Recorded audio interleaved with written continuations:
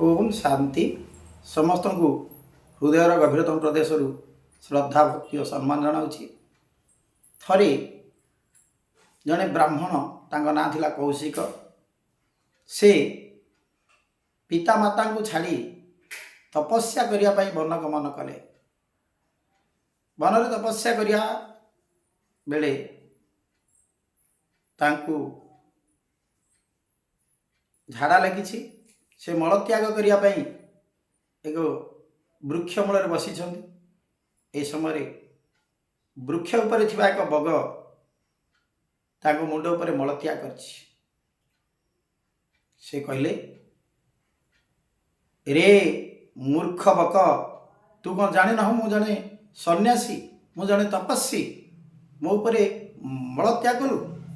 तेणु अभिशाप दौची ए मुहूर्त तू मरी तो नष्ट हो जाओ, तो शरीर मृत्यु मुखर पड़ू। से कहवा क्षणी बगटी मृत्यु होती एवं से तलू खसी पड़ी। से कौशिक ब्राह्मणकर अहंकार बढ़ी जाइए। से भाविले मु केते बड़ तपस्वी, केते बड़ मोर साधना, मोर साधना फल आज सिद्धि लाभ करिछि, जा फल मु एक बग को मध्य मोर साधना बल मारी दे पारि। अहंकार जो बढ़ीगला तो से अहंकार वशतः तो धीरे धीरे तांकर गर्व बढ़िया लगे। तापर दिन से एक ग्राम को भिक्षा अर्थ जाइछन्ति। कौन से एक गृहस्थी को द्वार देश पहुँची डाकी माँ भिक्षा देही। से माता जनक तो बाहर को आसी भिक्षा देवा गला बेले से समय बाहर तांका स्वामी घरे प्रवेश कर। स्वामी जो निकट में प्रवेश कर से कहते, हे ब्राह्मण महोदय टिके अपेक्षा करंतु, मो स्वामी सेवा जत्न पर मु पुणी थे आपन को साक्षात करी। स्त्रीलोकटी स्वामी सह भीतर को जाइछन्ति।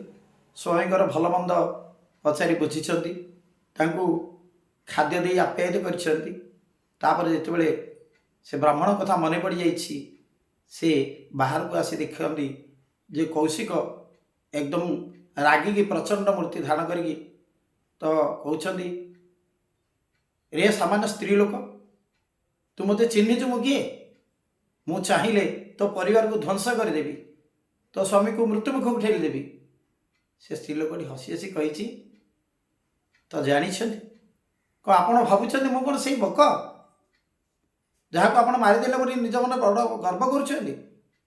कौशिक कहले, आश्चर्य कथा, मु तो एका थी, गछ मूल तो कई नथिले, चारिपटे तो देखी कई नथिले। ताले स्त्री लोक इति ज्ञान अधिकारी केमिति हैला जे अजना जगार मारी बक को सी जानी पारिला। तेणु से कहले, हे महिषी महिला, हे माता, मते कहतु आपण को साधना बल जानीपारे जे मु गोटे बक को मारी।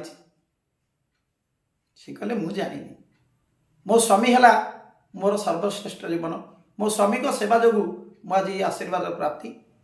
ता सहित तो मोर जने गुरु अच्छा एठू 5 किलोमीटर दूर से कौन कर मांस विक्रय कर।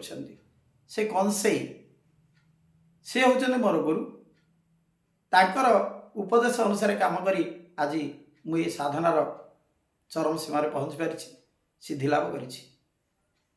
कहले, आश्चर्य, गोटे कंसेई गुरु। से कहले, ठीक अच्छी, से कंसेई कौटी रहती ना एठू 5 किलोमीटर दूर, नाटी भी कहीदेले। से कहले, जा देखा करूँ, ताहले आपण मध्य विद्यार अधिकारी हो पारे। कौशिक ब्राह्मण से गाँव प्रत्यावर्तन करी जाई से कंसेई निकट में पहुँचले। देखिले कंसेई मांस विक्रय करुच्ची।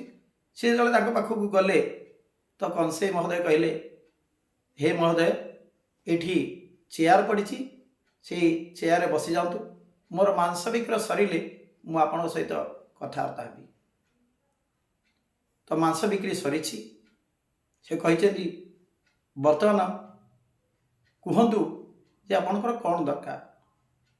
सी कहले, जड़े स्त्री लोक आपणकर ठिकना देला, आपण जो विद्या बल जो साधना बल सिद्धि लाभ कर किपरि आपण सिद्धि लाभ कर मते तार रहस्य कहतु।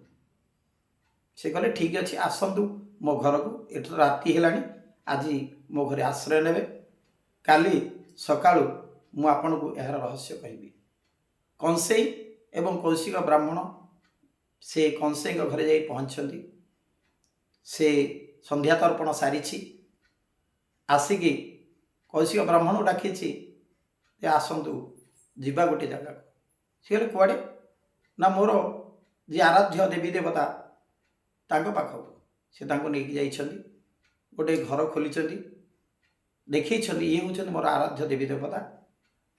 तो से कौन कर पोशाक बदल धुआ धोई कर तो सफा कर दी जन जाक को टेबुल पाखक नहीं आसि खाद्य परिवेशन कर संतुष्ट कर यथा संभव नहीं घरे सज्जा बिछे दी जन को शुआई तापर आसी कौशिक ब्राह्मण कहते आसतु बर्तमान भोजन करवा।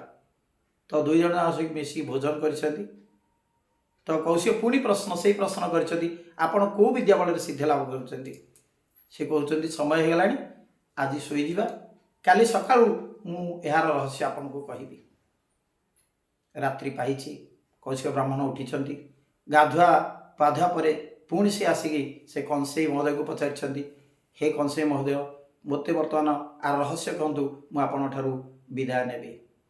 से कहते तुम्हें अंध कि तुम ज्ञान चक्षु खोलनी बर्तमान सुधा तुम गर्व में तुम्हें अंध हो जाइछ तुमको अहंकार तुमको पथभ्रष्ट कर तुम्हें काली संध्या कौन देखिल ना मोर आराध्य देवी देवता किए मोर पितामाता जहाँकर आशीर्वाद बल जहाँ जोगु मुझे एत बड़ ज्ञानर अधिकारी हो पारी एत बड़ साधन सिद्धि लाभ कर कौशिकर अनुताप आसी अरे मो बापा माँ को मु सेवा न करी तांकु छाड़ी तपस्या को आसी केते बड़ भूल करिछि हे महोदय मते क्षमा करंतु मु प्रकृत में ज्ञानांध हो जाइछि मु प्रकृत में अहंकारी गर्वी हो जहाँफल आज साधना सिद्धि लाभ करें से कौशिक महोदय ग्राम को प्रत्यावर्तन करी से पितामाता सेवारे निजक नियोजन नियोजित परिशेष से एक वरिष्ठ श्रेष्ठ गरिष्ठ ऋषि परिणत हो जनसमाजर सेवा करी संसार विधान नहीं। तो ये हूँ प्रकृति रे कथा पितामाता सेवा ही आमको श्रेष्ठ वरिष्ठ गरिष्ठ करी गढ़ी तोले। ओम शांति।